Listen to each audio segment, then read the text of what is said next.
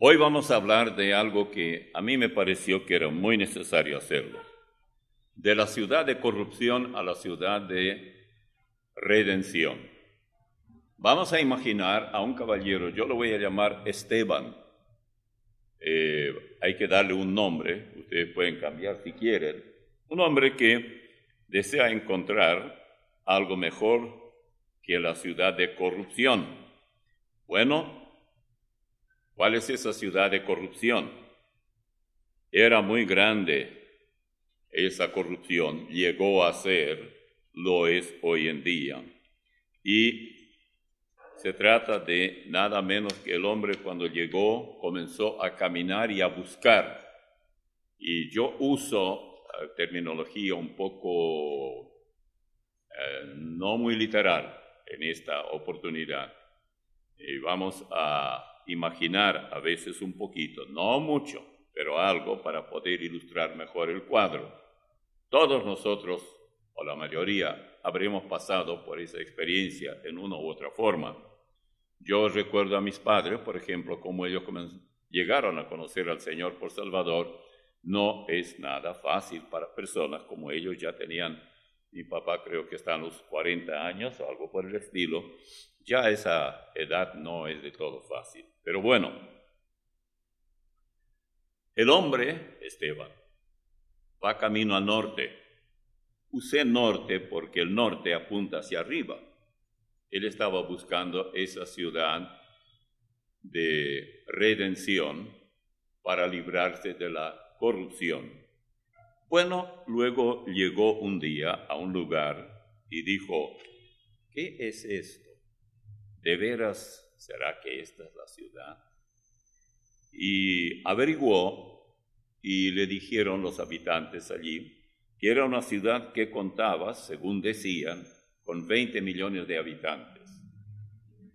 Ahora, ustedes aplican esos 20 millones donde quieren, pero si ustedes están al tanto, saben a qué me refiero. Pero el hombre comenzó a leer un cartel muy grande en la entrada a la ciudad que decía Babilonia la Grande, la madre de las rameras y de las abominaciones de la tierra. Entonces Esteban averiguó con los habitantes de ese lugar y esto claro le dijeron que según esa Babilonia decía era el único lugar donde él podría hallar la redención. Pero ¿y por qué? Pregunta él, ¿por qué le dan ese nombre? Un nombre tan despreciable. Babilonia, la grande, la madre de todas las rameras. Ella misma lo es y todavía madre de todas las demás.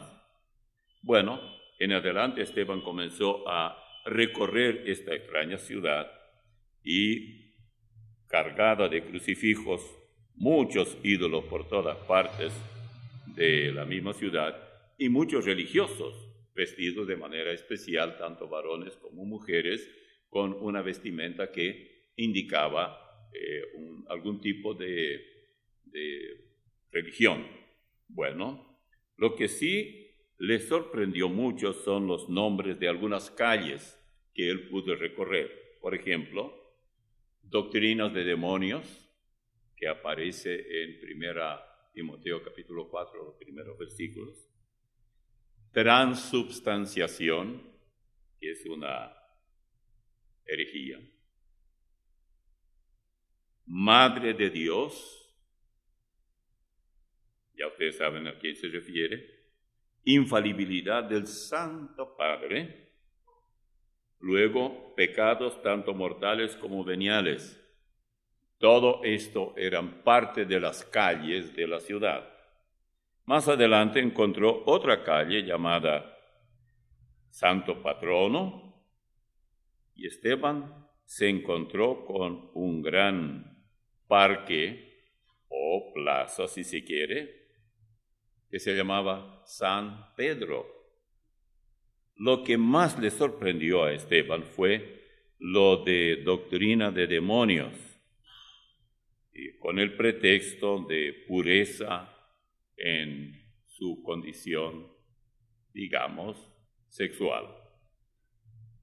Y entonces cayó en sus manos un breve escrito que decía: pero el Espíritu, con mayúscula Espíritu, dice claramente que en los postreros tiempos algunos apostatarán de la fe, escuchando a espíritus engañadores y a doctrinas de demonios, por la hipocresía de mentirosos que, teniendo cauterizada la conciencia, prohibirán casarse y mandarán abstenerse de alimentos que Dios creó, para que con acción de gracias participasen de ellos los creyentes y los que han conocido la verdad. Todo esto yo leí en 1 Timoteo 4, 1 al 3. Bueno, Esteban se enteró del asunto. Y aquí Esteban se detuvo y pensó: ¿cómo puede una ciudad destinada a una destrucción hasta dejar un montón de ceniza? Dice que los líderes de esa gente escucharán doctrinas de demonios. Los llama hipocresía, de mentirosos. ¿Cómo puede ser la verdad? Bueno, ¿cómo es posible que ese mismo camino lo pueda llevar, que ellos le puedan indicar, a la ciudad de completa regeneración? Entonces Esteban decidió seguir su ruta para ver si hay algo mejor o alguien que sepa guiarlo a la ciudad de salvación. Bien, mientras continuaba, siempre hacia el norte, él se encontró con una ciudad pequeña llamada Testigo de Jehová. Esto sonaba bastante bien, así que prefirió examinar de qué se trataba. Y aquí no tuvo mucho para recorrer, porque era muy pequeña, verdaderamente una aldea. Pero recuerdo que una calle, él recordaba, se llamaba Russell, se escribe Russell, doble L, y la otra era Salón del Reino. Y como no sabía quién era ese tal Russell, un habitante de ese lugar le dijo que era el fundador de la aldea, que no tuviera ningún problema y no escuchara a quién sabe quién. Así que él pensó: salí de corrupción y ahora voy a corrupción y a mini corrupción. ¿Qué gané yo con eso? Sigue esta ruta el pobre Esteban sin girar a derecha ni a izquierda. Eso mejor sigo adelante, a ver qué encuentro. Si encuentro otra ciudad, bueno, alguien le dijo: no hagas caso. Tú sigue. Cuando llegues a la ciudad que buscas, no podrás desviar. Esa ciudad tendrá nombres tales como iglesia, Biblia, bíblico, redención. Esas palabras estarán allí y tú podrás darte cuenta. Y en cuanto a tan extrema corrupción, se debe a lo falso que encontraste en aquella que hablaba de 20 millones de seguidores, y en eso tienen razón. Y en lo que respecta a su fin, tenemos que leer algo de su paradero final. Nunca había escuchado la palabra Biblia. Para Esteban era algo novedoso.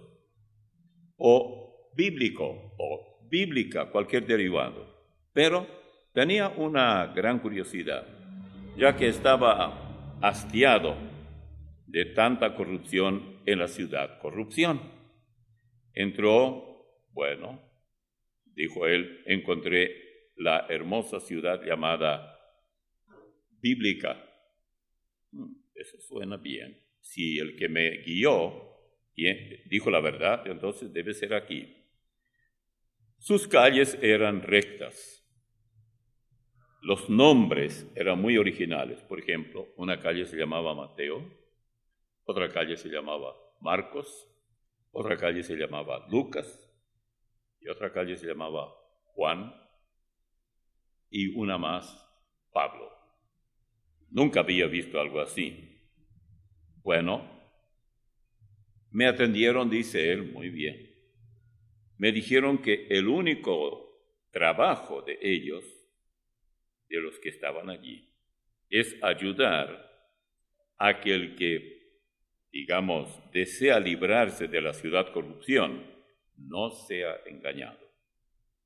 Cuando menos esperaba, Esteban se encontró sentado a la mesa y con él justamente los que tenían esos nombres de las calles. ¿Cómo se llama usted? Él dijo, Mateo. Mateo, yo he visto la calle, se llama Mateo. Pero yo entiendo que los nombres se dan después que la persona muere. Sí, así se hace, pero nosotros estamos con vida. ¿Y usted? Yo me llamo Marcos. El otro, Lucas. Juan, hasta llegar a Pablo, que es el último. A diferencia de los nombres de la otra ciudad, de los 20 millones, aquí le gustó la idea, desde el primer momento. Y dice luego Esteban, me atendieron muy bien. Bueno, me dijeron que el único trabajo de ellos, de esos, especialmente los que estaban allí presentes, entrar o hacer que otros entren en la ciudad de redención y no sean engañados. Así que tienes que seguirnos. Le dice Mateo, le dice Marcos, le dice Lucas, le dice Juan. Bueno, me invitaron a tomar asiento en torno a esa mesa y cada uno tomó su asiento. Me dijeron, siéntate aquí, cómodo, vamos a conversar. Bueno, comenzaron a hablar. Una vez que cada uno de ellos se presentó y también dijeron qué tenían que hacer, el último que habló fue Pablo. Y Pablo dijo, le dice Esteban, ¿por qué tú eres el último en la lista? Y si supieras quién era yo. ¿Cómo quién eras? Y entonces Pablo dijo, si quieres saber algo, yo estuve exactamente en busca de algo. Traté de encontrar la solución a mi propio fanatismo religioso y no encontraba. Así que lo que hice fue arrastrar a hombres y mujeres que ya pertenecían a la ciudad de redención. Yo los llevaba a la cárcel, los encarcelaba, los azotaba, les obligaba que blasfemaran. Todo esto hacía yo. Y dice Esteban, Pablo, ¿y luego? Bueno, te voy a repetir qué pasó. Y mejor vamos a leer lo que Lucas escribió de mí en Hechos 9, desde el versículo 1. Saulo, respirando aún amenazas y muerte contra los discípulos del Señor, vino al sumo sacerdote y le pidió cartas para las sinagogas de Damasco, a fin de que, si hallase algunos, hombres o mujeres, de este camino, los trajese. ¿Y hacia dónde? Presos a Jerusalén. Mas yendo por el camino, y aquí, dice Pablo, quiero, Esteban, que escuches con atención, yendo por el camino, aconteció que, al llegar cerca de Damasco, repentinamente me rodeó un resplandor de luz del cielo, y cayendo en tierra, oyó una voz que le decía, Saulo, Saulo, ¿por qué me persigues? Y le dijo, ¿quién eres, Señor? Bueno, él le dijo, y dijo, yo soy Jesús a quien tú persigues. Dura cosa te es dar cosas contra el aguijón. Él, temblando y temeroso, dijo, Señor, ¿qué quieres que yo haga? Y el Señor le dijo, levántate, entra en la ciudad, y se te dirá lo que debes hacer. Allí paró de leer lo que Lucas escribió, porque Lucas escribió el libro de los Hechos, y le dijo, yo pasé 3 días en Damasco. No comí, no bebí agua, nada. Quedé ciego. La luz era tan brillante, la que me rodeó, que no pude moverme. Hasta que llegó un hombre piadoso, Ananías se llamaba. Me puso las manos, mis ojos se abrieron e inmediatamente me di cuenta quién era yo y quién debía ser. Y yo era un perseguidor. Ahora me volví de un momento a otro, de perseguidor a perseguido. Comenzaron a perseguirme por doquiera. Ahora, ¿qué vas a hacer tú? Estimado Esteban, queremos que tú sepas que todos nosotros tuvimos inquietud muy semejante. Pero, ¿dónde aprendieron ustedes todas esas cosas que me están diciendo? Bueno, con uno llamado Jesús, o mejor te diremos Jesús el Cristo. ¿Y qué quiere decir eso? Bueno, Jesús significa Salvador, Cristo significa Mesías. ¿Y dónde aprendieron con él? ¿Tuvieron alguna institución, algún seminario bíblico o institución de teología? No. Pero ¿cómo se registraron para ser alumnos de ese Jesucristo? Bueno, Jacobo, José, mejor dicho, Juan, Jacobo y Pedro, éramos pescadores. Y él nos llamó, dejamos la pesca y nos fuimos con él. Mateo, yo era recolector de impuestos. ¿Y qué hiciste con eso? Dejé todo. Dejé mi oficina y él me dijo, sígueme, y yo le seguí. ¿Nunca te arrepentiste? No. Él estuvo conmigo todo el tiempo. Y entonces, ¿dónde están ahora? Te vamos a hablar, Esteban, mucho tenemos que decirte sobre la ciudad de redención. Ahora puede ser redimido, pero lo que es la ciudad es una maravilla. ¿Y qué sabes, Esteban, acerca de nosotros? No sé, muy poco sé hasta ahora. Estamos comenzando recién. Hay tanto que yo quiero aprender que si ustedes no lo hacen, no sé quién lo hará.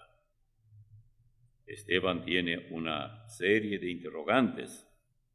Deseo que el señor Mateo, por ejemplo, que está aquí sentado con nosotros, me diga si es cierto que María, la madre de Jesús, es la madre de Dios y que ella nunca pecó. ¿Es o no es cierto? Es todo lo que yo quiero saber. Mateo dice, no es cierto. Yo ya escribí eso hace mucho tiempo porque el Espíritu Santo me inspiró que lo hiciera. Te voy a leer. Y despertando José del sueño, hizo como el ángel del Señor le había mandado y recibió a su mujer, pero no la conoció hasta que dio a luz a su hijo primogénito y le puso por nombre Jesús. Para que sepas, está esto en el libro que yo escribí, le dice Timoteo, capítulo 1, versículos 24 y 25. ¿Y cómo es que en la ciudad de corrupción siempre me dijeron que Jesús era el hijo único de María? Entonces, tal como es el oficio de la corrupción, te engañaron, porque la Biblia no dice esto. Dice que era el primogénito, el primero, y luego aparecen Jacobo, José, Simón y Judas en el capítulo 13 de Mateo. Yo lo escribí, le dice Mateo.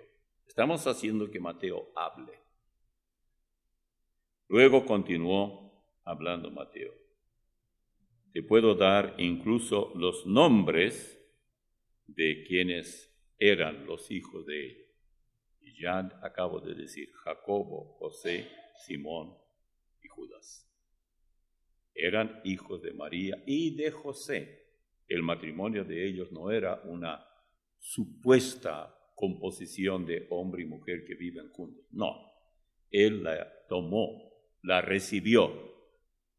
Ya eran esposos antes del nacimiento de Jesús, pero él no la había recibido. Él se fue a preparar el lugar donde vivirían, etc., pero no la había recibido. Ahora Dios le ordenó que la recibiera una vez que Jesús había nacido. De allí en adelante nacieron estos hijos. ¿Quiere saber exactamente dónde aparece lo que yo escribí? Le dice Mateo. Y Mateo le da el capítulo 13 y dice: ¿no es este el hijo del carpintero? ¿No se llama su madre María? ¿Y su hermano Jacobo, José, Simón y Judas? Versículos 55 del capítulo 13 del Evangelio según San Mateo. Bueno, Esteban está más que contento ahora que está aprendiendo muchas cosas muy rápidamente porque, claro, tiene la Biblia abierta, por decirlo así. Lo que él tiene realmente son los autores, pero yo lo estoy modificando un poco. Pero hay algo más que yo quiero saber, dice María. Aquí lo que quiero saber es si María no tenía pecado. Bueno, aquí le voy a pedir, le dice Mateo, a Lucas que nos diga qué sabe él sobre este particular. Él va a hablar con claridad meridiana. Y aquí van las palabras de María. Aparece en Lucas 1, 46 al 48. ¿Qué te parece, Esteban, si leemos esto? Es lo mejor que podemos hacer. Entonces María dijo: engrandece mi alma al Señor y mi espíritu se regocija en Dios mi Salvador. Nota bien. Jesús para ella era Salvador. Todavía no había nacido siquiera. Porque ha mirado la bajeza de su sierva. Pues he aquí, desde ahora me dirán bienaventurada todas las generaciones. A mí, dice María, me tocó la parte de ser madre del Salvador. Por supuesto que Él me salvó. Él no tiene principio. Él creó el universo. Él es Dios mismo. Tiene todos los atributos divinos. ¿Cómo podemos decir que Él era solamente mi hijo y que lo engendró un hombre como José? No. Fue obra del Espíritu Santo, porque el pecado entró en el mundo por un hombre, y por el pecado la muerte, y así la muerte pasó a todos los hombres, por cuanto todos pecaron. Esteban, quiero que sepas que Jesús no tuvo pecado, porque Él no fue engendrado por un hombre, sino por el Espíritu Santo. Más fácil no puede ser. Poco a poco, Esteban iba cayendo en la realidad, y Esteban se disculpa y solicita despejar algunas dudas. Se levantó Pedro, porque en la ciudad de perversión, dice, me han engañado más y más, muchas veces. Por eso les pido que, por favor, no me engañen ustedes. Quiero que me digan la verdad. Yo no me voy a, enojar por eso. No te vamos a engañar. Bueno, los demás, incluyendo Esteban, deseaban escucharlo, porque ahora Pedro tenía la palabra. Esteban, dijo Pedro, tú necesitas dar el mismo paso de fe que nosotros dimos. No vas a entender más adelante. ¿Por qué no voy a entender? Yo no soy tan tonto. Bueno, está muy bien, no estamos diciendo que eres tonto. Lo que ocurre es que estamos hablando de asuntos de carácter espiritual inspirados por el Espíritu Santo. Si el Espíritu Santo no te guía, para ti no tiene sentido lo que estamos diciendo. Vas a entender las palabras, pero no vas a entender realmente que hay que recibir, aceptar por la fe lo que la Biblia afirma, o sea, lo que nosotros estamos afirmando en los evangelios. Cuando se comenzó a predicar las buenas nuevas, que significa evangelio, hubo mucha oposición, pero nosotros tuvimos que ser valientes. No emprendimos esta obra por cuenta nuestra, le dice a Esteban. tuvimos que esperar que el Espíritu Santo descendiera. Y sabes, en el día de Pentecostés descendió el Espíritu Santo. Tuvimos un valor, una fogosidad nunca antes experimentada. Para que tengas una idea, Esteban, un día los jerarcas, miembros del Sanedrín, nos llamaron a Juan y a mí, le dice Pedro, para decirnos, fíjate, ellos dijeron, no más hablar en ese nombre a nadie. Pero no sé de dónde, yo tuve valor, dice Pedro, para decir esto. Este Jesús es la piedra reprobada por vosotros los edificadores, la cual ha venido a ser cabeza del ángulo, y en ningún otro hay salvación, porque no hay otro nombre bajo el cielo dado a los hombres en que podamos ser salvos. ¿Sabes, Esteban? Nunca yo habría dicho esto antes. Con razón que nuestro Señor, cuando partiría al cielo, dijo, no se vayan de Jerusalén hasta que seáis revestidos del Espíritu Santo. Le obedecimos. Menos mal, porque nosotros no sabíamos cuánta persecución habría, pero Él sabía. Lo que no sabíamos, los miembros de ese concilio, o no sabían ellos, era que el Espíritu Santo moraba en nuestra vida. Ellos eran carnales y hablaban en términos que podían, en términos carnales. No eran personas regeneradas, por lo tanto, tampoco eran salvos. Y como si esto fuera poco, en ese concilio nos dijeron que debíamos callarnos y nunca más seguir hablando. Bueno, nos habían dejado que saliéramos, ellos consultaron entre ellos y creyeron que estaban tratando con la gente como todos. Y no se daban cuenta que no éramos nosotros los que hablábamos, sino el Señor a través de nuestros labios. Y entonces ahí se pone a leer Pedro en Hechos 4, 18 al 22. Y llamándolos, les intimaron que en ninguna manera hablasen ni enseñasen en el nombre de Jesús. Mas Pedro y Juan respondieron diciéndoles, juzgad si es justo delante de Dios obedecer a vosotros antes que a Dios, porque no podemos dejar de decir lo que hemos visto y oído. Ellos entonces les amenazaron y les soltaron, no hallando ningún modo de castigarles por causa del pueblo, porque todos glorificaban a Dios por lo que se había hecho, ya que el hombre en quien se había hecho este milagro, es decir, un milagro de sanidad, tenía más de 40 años. La gente sabía de eso. Por eso nadie los podía tocar, porque la gente los defendería. Pero en realidad el Señor sabía lo que hacía. Bien, pero ¿quién les enseñó todo cuanto ustedes saben? Ya te dijimos, Esteban, es el Espíritu Santo el que nos enseña. Nos inspiró para que escribiera. Mira, soy Mateo, yo escribí lo que hoy conocemos el Evangelio de Mateo.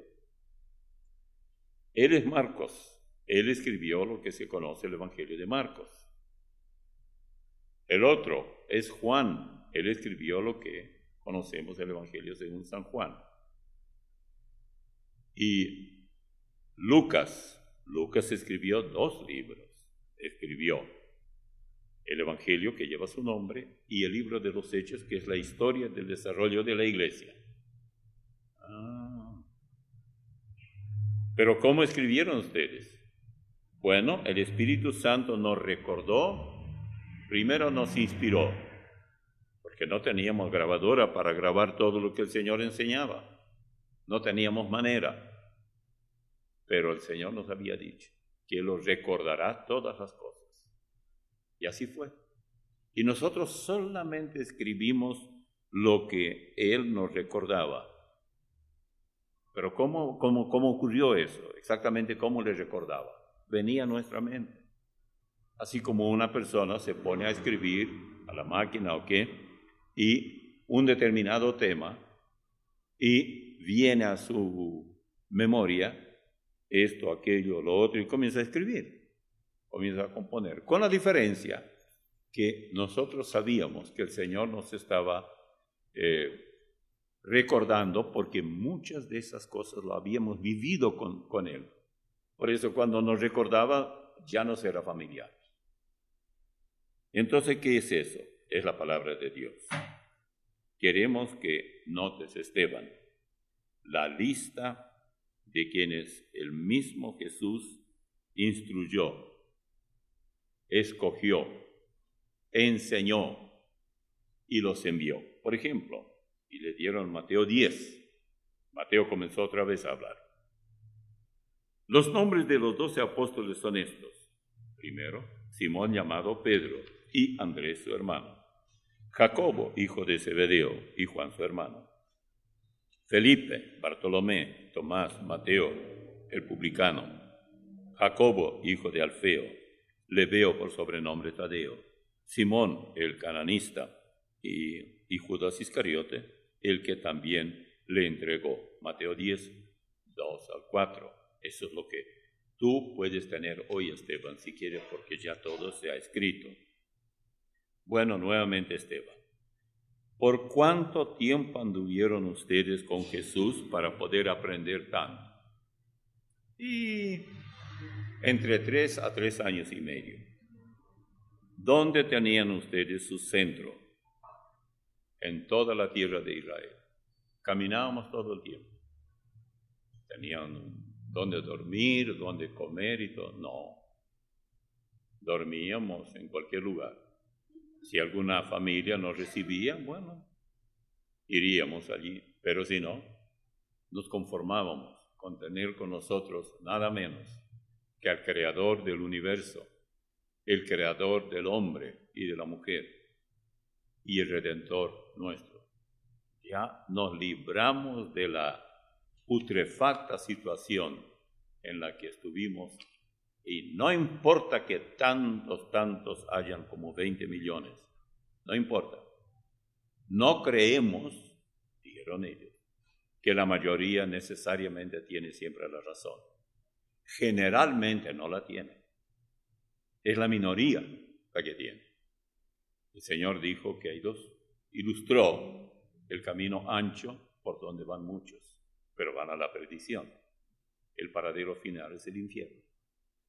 Y hay camino angosto, por allí hay muy pocos, pero lleva al cielo. Es muy difícil, es complicado, pero no imposible. Bien, ¿quiénes iban a escucharles? Bueno, escucha, Esteban, no te va a gustar, pero te voy a decir. Había gente, no diría sana, buena, no había problema, pero había prostitutas que venían buscando socorro, cojos, ciegos, leprosos, paralíticos, incluso algunos que ya habían muerto tuvieron que levantarse. ¿Cómo? Bueno, había una familia en Betania. Ah, sí, yo sé dónde está Betania. Muy bien. Allí, en Betania, había una familia, 3 miembros, un varón llamado Lázaro y Marta y María. Ellos 3 muchas veces nos ofrecieron hospedaje, nos dieron comida y todo. Un día se enfermó nuestro amigo Lázaro. Estuvimos lejos de ese lugar y llegó la noticia. Está muy enfermo, ven pronto. Pero yo, dijo el Señor, no voy a ir ahora. Yo no voy a ir a sanar, yo voy a ir a resucitarlo. Eso dijo el Señor, sí. Y él se quedó. Cuando él llegó a la casa, Marta le salió al encuentro, o María, o ambas, y le dice, si hubieses estado aquí, mi hermano no habría muerto. Bueno, ahí está. ¿Y qué pasó después? Bueno, Jesús se acercó y le dijo a la gente que también vino allá como curiosos, saquen la piedra. No sé cuántos conocen cómo era la sepultura antes, pero el caso de él debía ser la misma cosa. Una piedra que tapaba un boquete grande en una roca. Esa piedra había que moverla, pero era muy pesada. Ellos removieron la piedra, la corrieron a un lado, y entonces él solamente dijo: Lázaro, ven fuera. Un predicador había dicho una vez que él habló con tanta autoridad que si no hubiera mencionado Lázaro, todos los muertos del mundo se habrían levantado. ¿Y sabes, Esteban? Nosotros creemos que él era ese, lo conocimos muy bien. Y vamos a contar otro caso. Un día de esos, estuvimos en el mar de Galilea. Y tú conoces el mar de Galilea. Estábamos pescando y se levantan olas tan altas que nos parecía que nuestra barquilla se iba a hundir. De repente vemos a él caminar por las aguas, como si se tratara de pavimento o algo así. Pero, dice Esteban, ¿ustedes dicen la verdad? Sí, no tenemos ninguna razón para mentirle. Tú quieres llegar a la ciudad Redención y nosotros queremos que llegues a ese lugar. Bien, en ese momento, el Señor llegó. Ellos decían, debe ser un fantasma, porque estaba oscuro. No podían divisar bien. Y como la gente supersticiosa cree en fantasmas, y los discípulos, aunque no eran supersticiosos, pero eso siempre estuvo en labios de tanta gente, que hay tal cosa como fantasmas. Y él vino, le dieron la bienvenida, dijo a la tormenta que cesó todo. Y en el momento era una calma increíble. Escucha, Esteban, Él puede darte calma en tu corazón. Tú puedes estar exaltado una y otra vez por esto y por aquello, problemas con la familia, problemas financieros, problemas con los vecinos, problemas en el trabajo de todo tipo. Él sabe calmar y ya lo va a hacer, pero tienes que dejarte llevar por Él. No, pero yo no voy a andar como ustedes anduvieron, yo tengo familia y todo. No estamos diciendo eso. Por eso mismo ya Él terminó su ministerio. No hay problema en esa parte. Bien. Y ahora yo lo que quiero saber, Esteban decidió ser parte, le dijeron, no vamos a seguir hablándote, tú tienes que hacer tu arreglo con el Salvador que nosotros hicimos. Tienes que depositar tu fe en Él y de ahí en adelante no habrá problema. Está bien, es lo que yo quiero. Adelante entonces. Pero ahora,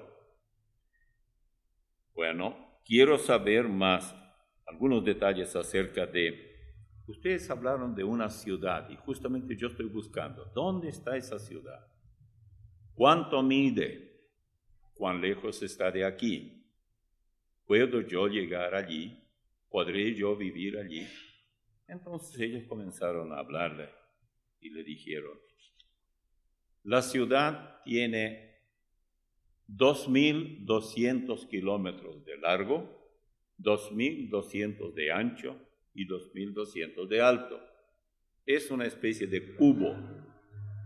Y para que tengas una idea, te vamos a dar más detalles. Esto lo maneja Juan muy bien, le dijeron. Hay un libro, se llama Apocalipsis, capítulo 17 o 19. O 20 y tanto, pero de cualquier manera, allí está. Y está la medida exacta, por ejemplo, y bueno, Juan dice, sí, aquí está. A ver, Esteban, espera un ratito, y yo te voy a dar todos los detalles. Bien, se fueron al libro en el capítulo 21, y dice así, la ciudad se halla establecida en cuadro, versículo 16, y su longitud es igual a su anchura. Y él midió la ciudad con la caña 12,000 estadios. La longitud, la altura y la anchura de ella son iguales. Y midió su muro 144 codos, de medida de hombre, la cual es de ángel. Si ustedes leen la paráfrasis bíblica, allí el autor usa el sistema métrico. Por eso allí, en lugar de hablar de codos y cosas por el estilo, o como dice aquí, establecida, etcétera, longitud igual y todo y tanto y cuanto, entonces no le va a hacer problema porque va a decir 2,200 kilómetros por cada lado. Pero Esteban, para que tengas una idea más completa de lo que puede albergar la ciudad, la cantidad de gente que puede vivir allí, lo vamos a decir ahora. Más o menos 40,000 millones.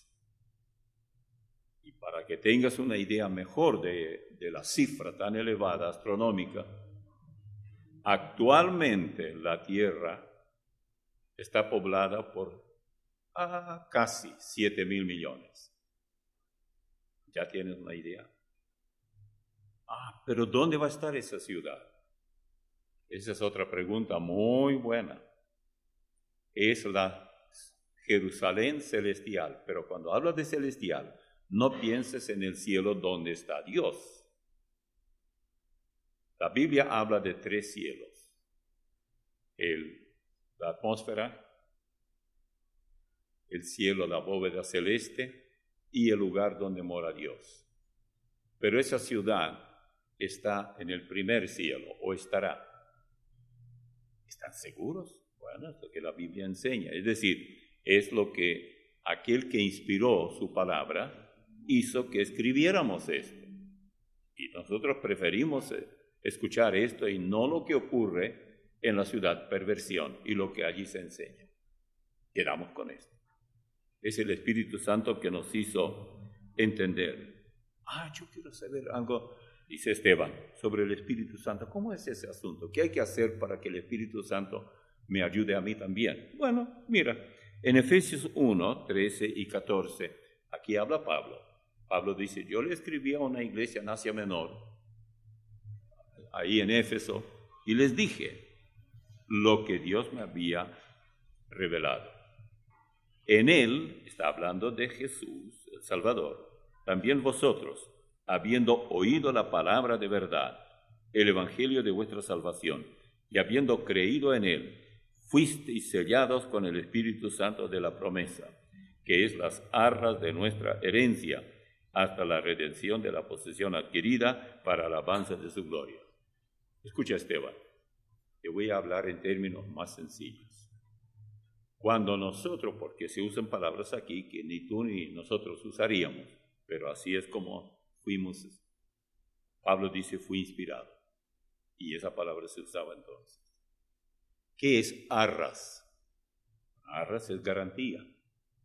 O sea, la garantía de nuestra herencia es el sello del Espíritu Santo que llevamos en nosotros. No lo vemos, pero lo tenemos. ¿Cuándo lo recibimos? Cuando oímos el Evangelio y creímos, fuimos. Todo tiempo pasado.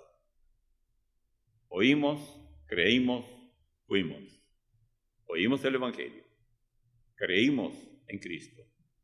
Fuimos sellados.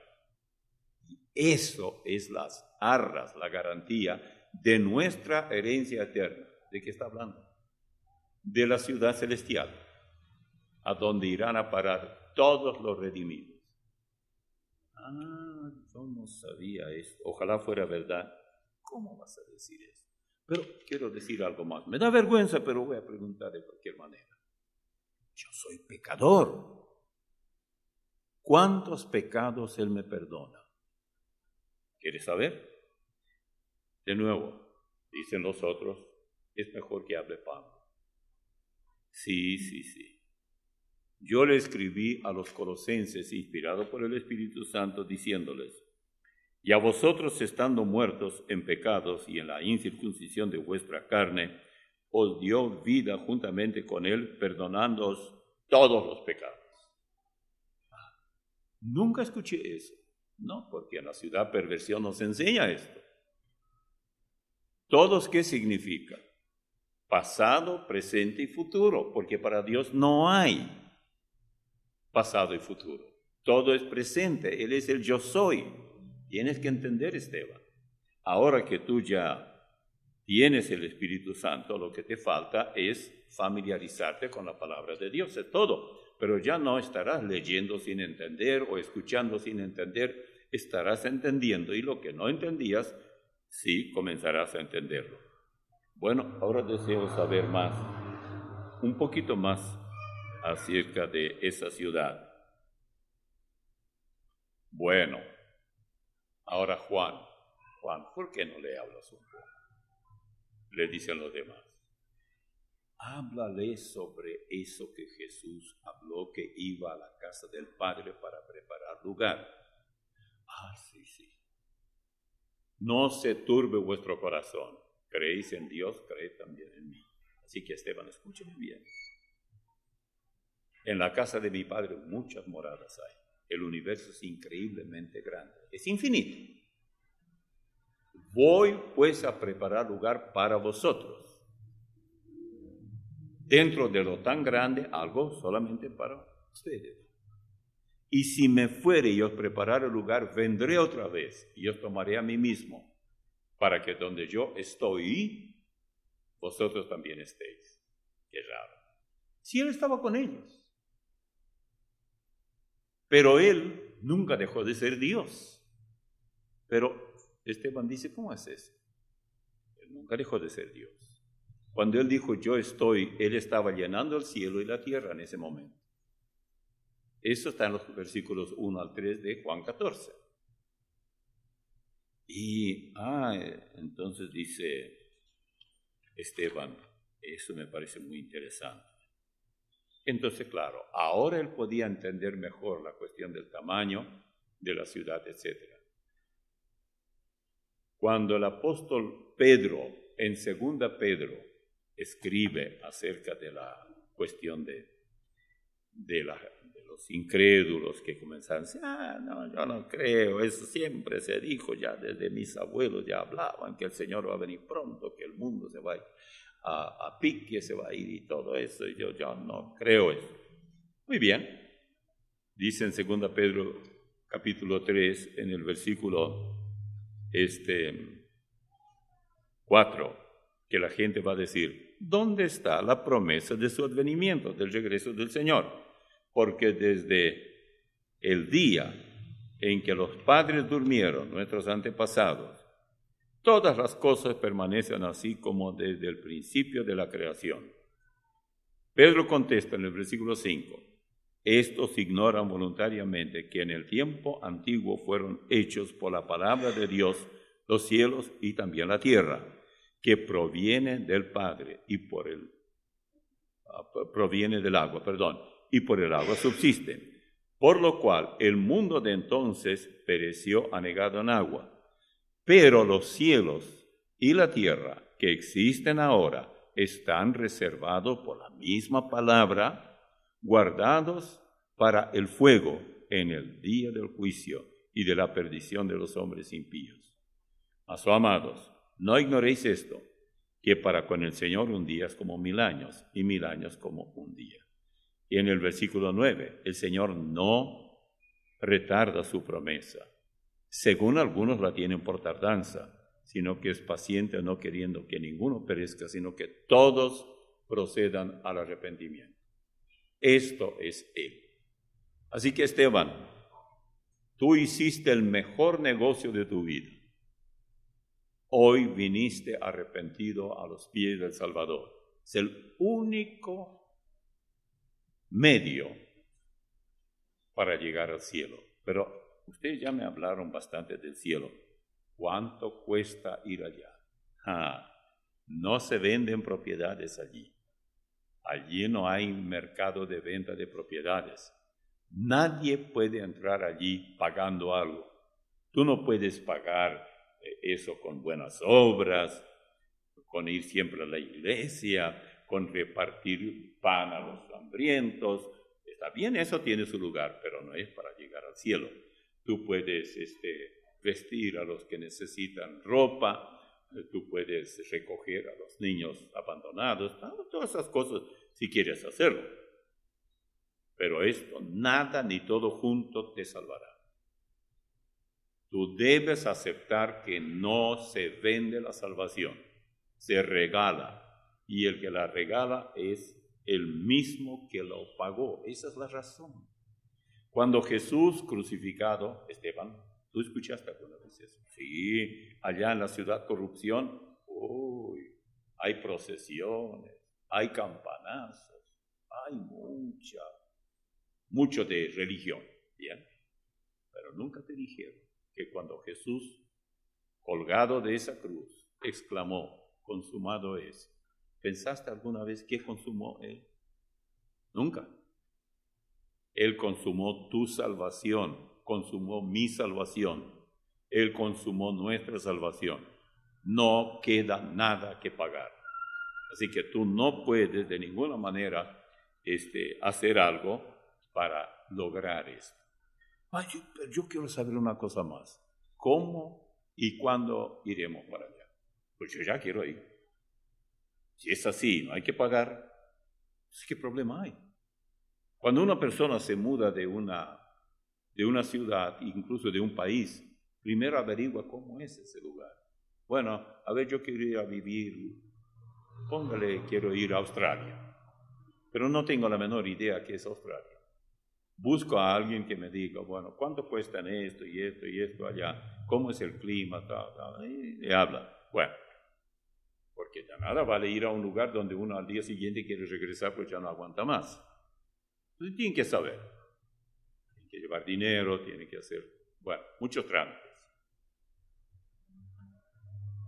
¿Y cómo va a ir a Australia? En avión. Hay dos maneras. Una, ir por Estados Unidos y otra, ir por el Polo Sur. Y es largo, pero se llega. ¿Y cómo llegar al cielo? Hay dos maneras. Una es uno por uno, vía muerte física. Cuando una persona físicamente muere, su alma va al cielo si le pertenece al Señor. Su cuerpo se queda. Tan claro está eso en la Biblia. El polvo vuelva a la tierra de donde proviene y el espíritu vuelva a Dios. Dios maneja eso muy bien. Quiere decir que ahora, si yo muero, ¿qué va a pasar con mi cuerpo y con mi alma? Tu cuerpo alguien va a tener que sepultar, pero tu alma va al cielo. Es lo que enseña la palabra de Dios. ¿Tú lo crees? Sí, no tengo problema para dudarlo. Esa es una manera de ir. Todos los millones que murieron siendo cristianos ya están en el cielo. Y ellos dicen, muchos de los que murieron, que nosotros conocimos, ya están con Él. Y la otra manera es masiva, colectivamente. Esto se llama el rapto de la iglesia. Dice, y una vez que ocurre eso, nunca más la muerte tendrá poder sobre nosotros. Porque dice, porque es necesario que esto corruptible se vista de incorrupción y esto mortal se vista de inmortalidad. Y cuando esto corruptible se haya vestido, que es nuestro cuerpo, de incorrupción y esto mortal se haya vestido de inmortalidad, entonces se cumplirá la palabra que está escrita. Sorbida es la muerte en victoria. ¿Dónde está, oh muerte, tu aguijón? ¿Dónde, oh sepulcro, tu victoria? Ya que el aguijón de la muerte es el pecado, y el poder del pecado la ley. Mas gracias sean dadas a Dios, que nos da la victoria por medio de nuestro Señor Jesucristo. Está en 1 Corintios 15, 53 a 57. Y lo que yo les mencioné recién sobre el polvo al polvo y el alma al cielo, y el polvo vuelva a la tierra como era, y el espíritu vuelva a Dios que lo dio. Eclesiastés 12, versículo 7.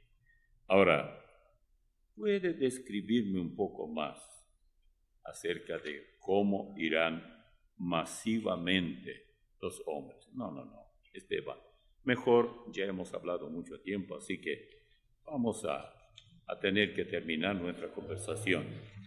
Y permíteme darte otra explicación. Esta es de Juan, en Apocalipsis 21, versículos desde el 9 en adelante. Vino entonces a mí uno de los 7 ángeles que tenían las 7 copas llenas de las 7 plagas postreras, y habló conmigo diciendo: ven acá, y te mostraré la desposada, la esposa del Cordero, esta iglesia. Y me llevó en el espíritu a un monte grande y alto, y me mostró la gran ciudad santa de Jerusalén, que descendía del cielo de Dios, teniendo la gloria de Dios, y su fulgor era semejante al de una piedra preciosísima, como piedra de jaspe, diáfana como el cristal. Las 12 puertas eran 12 perlas, cada una de las puertas era una perla, y la calle de la ciudad, o sea, la calle central, era de oro puro, transparente como vidrio. Y en Apocalipsis 22:2, escuche esto: en medio de la calle de la ciudad, y a uno y otro lado del río, estaba el árbol de la vida, que produce 12 frutos, dando cada mes su fruto, y las hojas del árbol eran para la sanidad de las naciones. Hay mucha gente que tiene problema con este texto. Dice: ¿cómo es posible que en el cielo se necesite hojas de árboles para sanidad de las naciones? Bueno, hay que entender que cuando se habla de Jerusalén, se habla de la Jerusalén celestial y de la Jerusalén terrenal. La terrenal es la misma Jerusalén que tenemos hoy, aunque será muy embellecida, donde estará el trono de nuestro Señor, y Él estará gobernando allí durante todo el milenio, etc. Y la celestial es la que iluminará. Por eso también dice que ya no se necesitará más de sol, ni de luna, ni nada de eso para alumbrar, porque la misma ciudad iluminará todo desde lo alto. Esa estará en el espacio. Pero Jesús también habló de esa partida masiva. Dijo: como fue en los días de Noé, así también será en los días del Hijo del Hombre. Comían, bebían, se casaban y se daban en casamiento, hasta el día en que entró Noé en el arca y vino el diluvio y los destruyó a todos. Asimismo, como sucedió en los días de Lot, comían, bebían, compraban, vendían, plantaban, edificaban, hasta el día en que Lot salió de Sodoma. Llovió del cielo fuego y azufre, y los destruyó a todos. Os digo que en aquella noche estarán 2 en una cama, el uno será tomado y el otro será dejado. 2 mujeres estarán moliendo juntas, la una será tomada y la otra dejada. 2 estarán en el campo, el uno será tomado y el otro dejado. Estas son palabras directamente de Jesús. Y para que nadie dude que esto realmente ocurrirá, que simplemente una buena proporción de los habitantes de la tierra desaparecerán en un instante, tenemos el caso de Génesis 5:24. Caminó pues Enoc con Dios y desapareció porque le llevó Dios. ¿Qué es caminar con Dios? Pertenecerle a Él, así de sencillo. Entonces, una vez que Esteban escuchó todo eso, dijo: a mí me gustaría ya mismo ir al cielo. Bueno, escúcheme, el otro día había un hermano que se quejó un poco porque dijo: mire, esto me está causando problema y todo, y él mismo quiere colaborar mucho en la obra, pero claro, hay problema. Dije: mire, hay 2 cosas que tú puedes, escoge uno de los dos si te gusta, para escapar de esos problemas de los que tú hablas. Uno es que mueras. Y otro es que aguantes. No queda otro. Y no quieres morir, ¿verdad? Ah, no, eso no. Bueno, pero Esteban, nuestro personaje, ficticio desde luego, deseaba, como decía Pablo, prefiero partir y estar con Cristo, lo cual es muchísimo mejor. Cualquier persona que no entregó su vida a Cristo no puede decir esas palabras. Prefiere de alguna manera esquivar, pero esto no se podrá hacer por mucho tiempo.